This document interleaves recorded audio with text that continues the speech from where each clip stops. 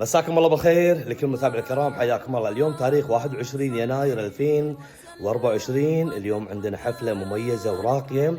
طبعا أبارك للمعاريس ولأهل المعاريس.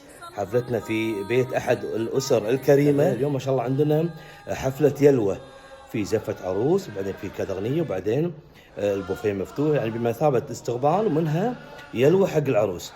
طبعا احنا بالكويت ما شاء الله عندنا ناس متخصصة بتجهيز اكسسوارات اليلوة، من الخدرة، من الكراسي، من الاكسسوارات بشكل عام. لكن اللي لفت انتباهي بيلوة اليوم او الاكسسوارات مالت اليوم، صراحة اليوم الشغل يعني في فخامة، شيء راقي. اعطيكم فكرة سريعة.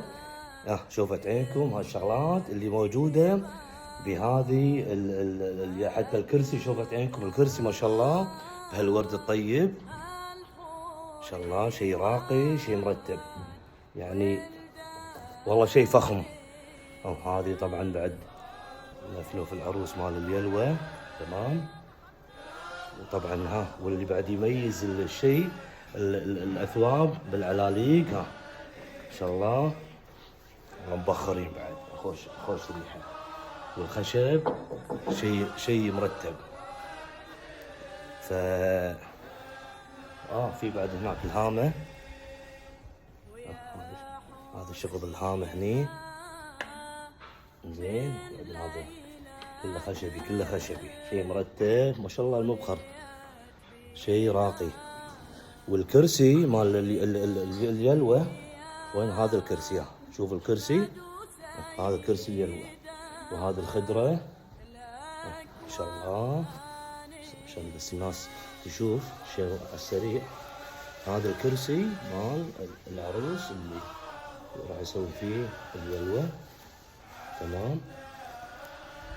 صراحة يعني أنا شد انتباهي الفخامة بالاكسسوارات اللي موجودة هنا. طبعا أنا سألت أهل العروس، كان يطارق هذول ملوت بنات كويتيات هم اللي ماسكين شغل اليلوة، واسم يلوتهم يلوة ليرة. حنحط لكم اكاونتهم. اي عروس عندها حفلة يلوة حابة تحجز هالشيء الطيب هالشيء الراقي، تليفونهم تلقونه تحت، اسمهم يلوة ليرة.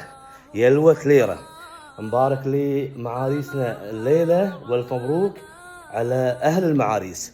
الله يعطيكم العافية. تحياتي لكم، انا اخوكم طارق العسعوسي، قواكم الله.